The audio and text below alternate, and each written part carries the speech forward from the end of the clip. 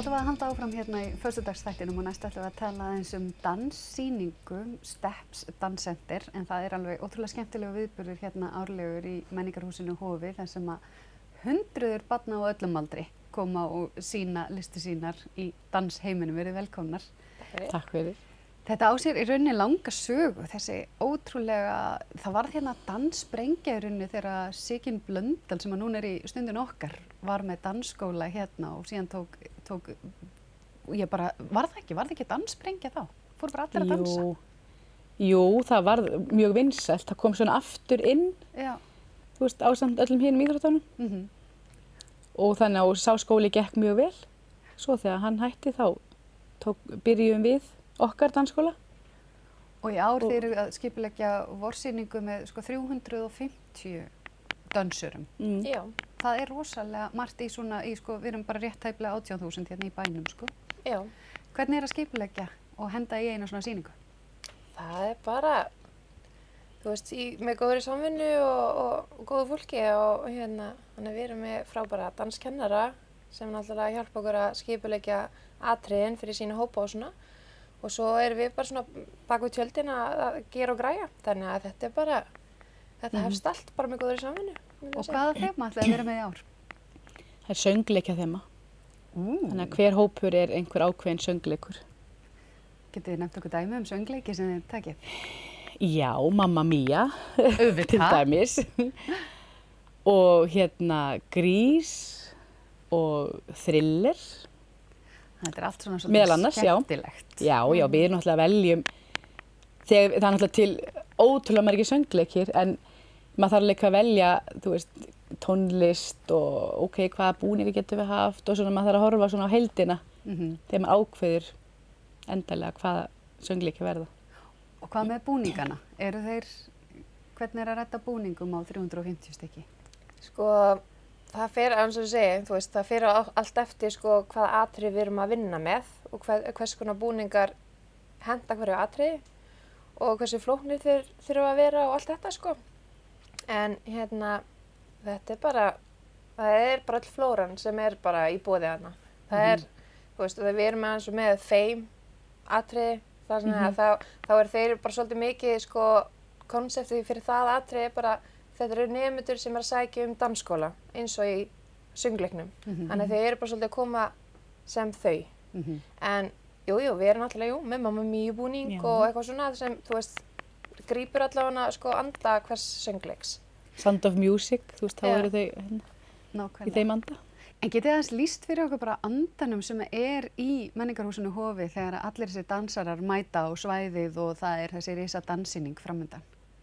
Já, það bara æðislegur andi og það alveg ótrúlegt hvað þetta gengur vel miðað við fjöldan og það alltaf nýjir foreldrar sem eru kannski með yngstu börnin eða einhver börn sem voru að byrja og hafa ekki gert þetta áður og þau koma með alveg milljón spurningar, þau skilja ekki alveg hvernig það virkar að þau bara eiga að koma með börnin og skilja þessu eftir í 3 tíma og hvað, þú veist, en þetta bara svo ótrúlega flotti krakkar og við erum auðvitað með líka bara fólk sem gæslumenn að passa og passa allt gangi vel. Þannig að þetta og eins og við vorum að hlæja í gær, það var ein stelpa að koma á æfingu sem 5 ára og við mammina vorum að tala það, þetta 3. sýningin hennar. Þannig að hún bara svona atvinnumaður í Hofi, þú veist. Þannig að þau aðlagast þessu svo fljótt og þeim finnst svo spennandi. Erum við núna að fara að sýna í Hofi? Erum við núna að fara að sýna í Hofi? Eva, við sjáumst í Hofi, þú veist alveg Þannig að þú veist, þetta bara eintóm gleði. Já, það hlýtur að vera spenningur, búningar, kannski, þú veist, laga hár og ég get ímyndað mér ískur og hlátursköll út veistu það, þau eru bara, við byrjum æfingar í Hofi fyrir hvern hóp í gær. Og bara það að, þú veist, við erum á hráu sviði og þau eru bara, þú veist, ráða sér ekki að kæti. Það bara, og svo erum við að koma aftur á föstudaginn og svo á laugardaginn og þú veist, allt þetta. En maður finnur það alveg klárlega, þú veist, eins og generalpröfun á morgun og svona, þú veist, þá þetta orðið svona raunverulegra fyrir þeim að þetta að bresta á, að fá að vera í búning og þá eru ljósinn og þú veist, við erum að keyra sýningun í gang, Þannig að þetta verður bara, þú veist, allir einhver með, þú veist, svona adrenalíns dæmi og allir bara eru svo glaðir og kátir og hérna hjálpsamir. Já. Þannig að þess vegna þetta bara líka, eins og Eva segir, þetta gengur bara eins og smurð vel. Að En hvað með aldurspilið? Þú talaðir þú veist, alveg niður í 30 ára, en þið Já. farið nú líka aðeins í ofalega.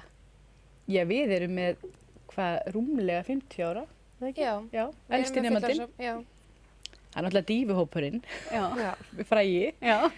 Þannig að við erum alveg, þar held ég rúmlega 50 ára. Já. Hvað er það við dansið sem verður svona bilaðslega heillandi?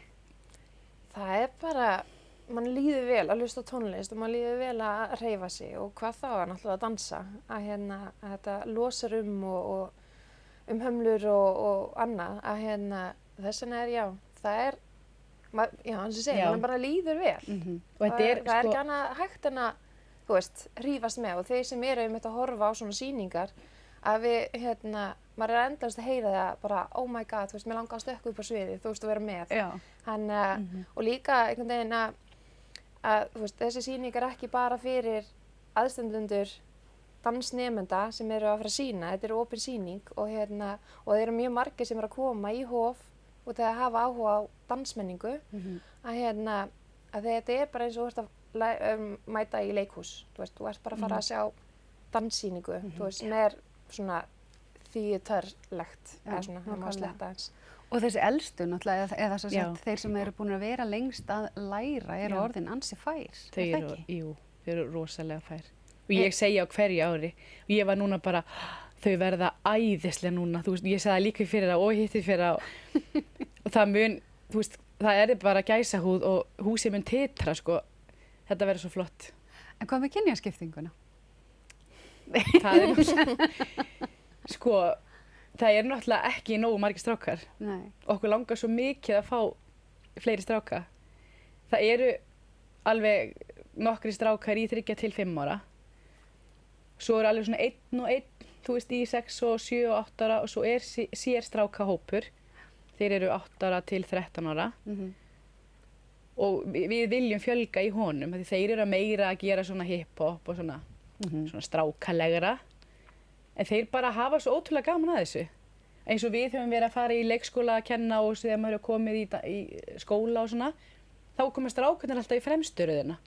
Og með mestu, þú veist, svona stælana, í góðri merkingu stælana, af því að þeim finnst það svo gaman. Já, bara alveg inn í þessu. Og þeir æfa bara einu sinni í viku, þetta er flott, þú veist. Ég meina þó svo að þessi strákar í strákahópnum, þú veist, þeir eru búin að vera núna í 2 ár að biðja getum við verið 2 svar. Já. En og það er alveg möguleika á því, en við bara viljum fá að sjá bara fleiri stráka og Hvað stoppar þá af?